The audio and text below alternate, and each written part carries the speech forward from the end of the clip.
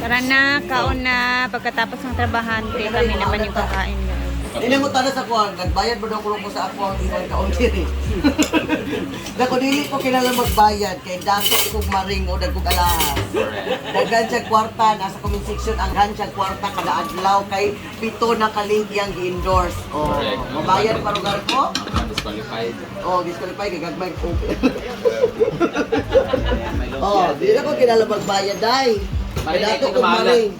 Katong nangutana ikaw dato ka. Nagidlak-gidlak na. Hindi ka kasi palcho. Kapag magdula ka sa comment section, di ba maring? True. Nasa comment section ang muli. Wala. Love, gao na! Nang nindot kayo mong pendant nang. Okay. Kuan kay siya nang kanang kuan kay sa mata. Silaw kaayo. So natapos na yung ano kanina. Kami naman kakain. Nung kasi yung love, ganili siya mukha. Hindi ko magkao na, wala lang love no. Hindi na lang kumait. La, dili ko mait, wala ko. Mura mo gabi ko Mungkol ka. Mura mo patiralusan yung bulo. Pero may Ito na ikaw noon na. Meron ka na! Ayan. Kina, sige na pangaw na mo. Una na mo. Ay, magkao sa butbe niya. Vlog ko. Lalami. Lami. Doon, sa ano, mainit pa. Oo. Ngayon kang gagabi. Paborito. Ayan, di buyi. Diba, Day? Kaon ba? Hindi, kaya ka na. Hello, ikaw na niya tulong ka dyan. Magandang mo. Lami magkaya ang lumpia. Lami kayo yung lumpia. Ano nagkakaunan takaw niya? Butukan. Ito niya mabuti na mo po ako. Kami naglumpia. Paano mo eh? Tulatan ninyo. Ano nalatan nyo na eh? Kuan, makapit. Pangingkod sa mo diya. Kay kamo may Kapoy, wala naguna. ka mo. Dako yung kuan na ka. Pag atubangon doon yung transporter lobby. Da. Hala na, napriso rin damage, napriso kay nagpaputol sa lubid, duwa ka punuan. Is magabas. Tao na to!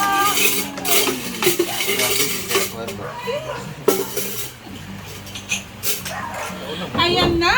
Ang lutong bahay. Lutong bahay muna tayo.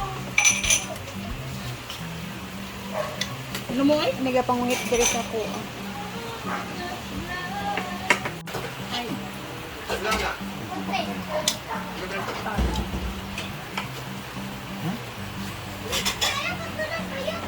Si Mayut. Batakan bakay ba? Ang will, pag nagtanong sa Bayut. Today na gulay na malagya sila gulay. Bawal ang kanin bitang bata sa YouTube ibutang nimo kay mag-automatic off imong comment section ug nay bata. Oh, kanya may kay. This No. net is Not for okay. Mm. Pero pwede na nimo siya i-on. Emma! Ano? Yan ako magmukbang ko. Magmukbang ko.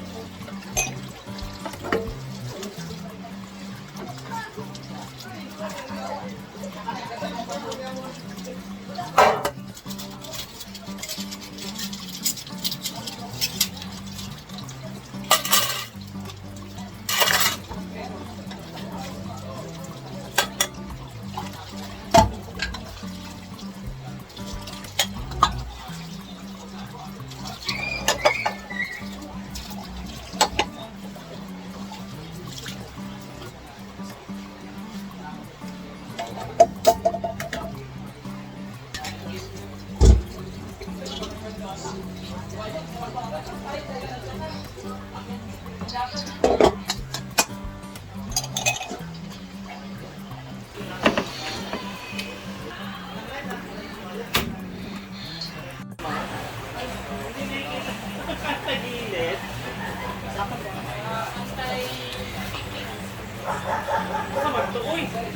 imong ito or ang gray?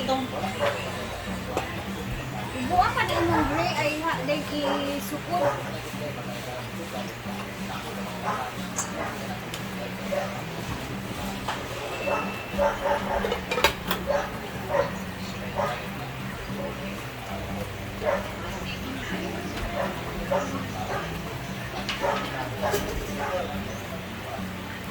Buta lagi mo yung damit mo.